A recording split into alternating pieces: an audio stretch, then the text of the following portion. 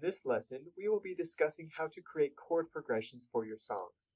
As I have mentioned in the first lesson, I find it easier to write a chord progression around a melody rather than writing a melody around a chord progression, as the melody should be the centerpiece of your orchestral song.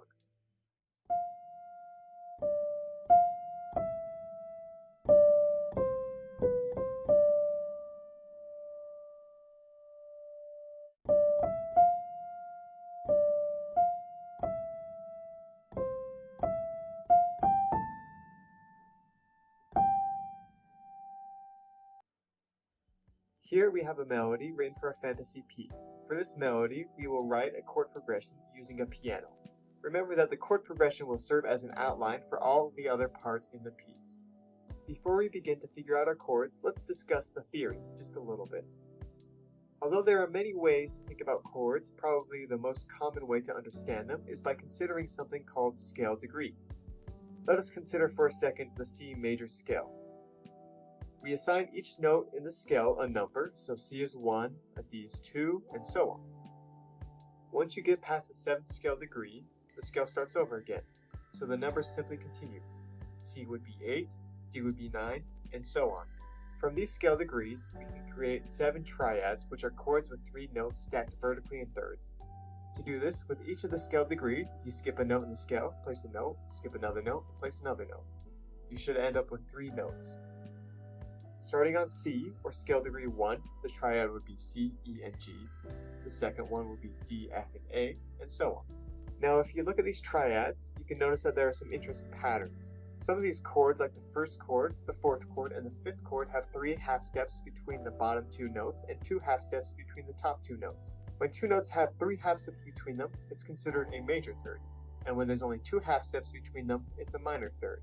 The second, third, and sixth chord have a major third with a minor third on top, so this would be considered a minor triad. The 7th chord has a minor third on top of another minor third, which is known as a diminished chord. For now, we will hold these 7 chords in our library of choices. Okay, now that we have some of the theory out of the way, we can jump back to our melody. The thing that we need to consider when we create our chord progression is just like any good story, conflict and resolution, or in musical terms, dissonance and consonance. If we started this passage of music, or paragraph if you continue the analogy from last week, which is in the key of C on a C chord, that might be a little bit boring. That's like starting a story without any conflict. Well, the first note in the melody is F, so let's consider which of the 7 options has an F in it. It looks like the 2 chord does, the 4 chord, and the 7 chord. Augmented chords like the 7th chord aren't usually a very good choice to start on, so we can rule that one out. Since the note after the F in the melody goes to a D, then back to F, we have a few viable options. We could keep the 2 chord throughout the bar, since it has both the D and the F in it. Or we can start with the 4 chord and switch to the 2 chord.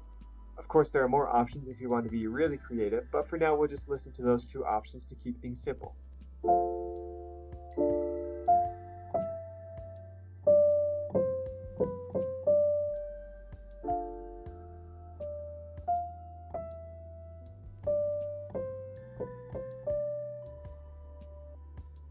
Personally, I like simply sustaining the 2 chord.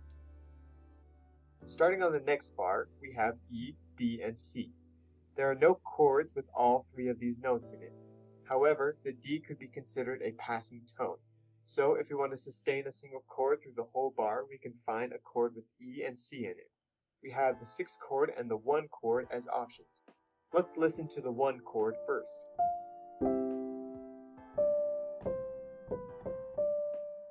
And now the 6th chord. I think the 6th chord sounds more like it wants to be resolved, which I personally like better. The next 2 bars goes from B to D with C as a passing tone. With the options of the 5th and the 7th, I prefer the 5th as it is a natural resolution for the 6th chord in the previous bar.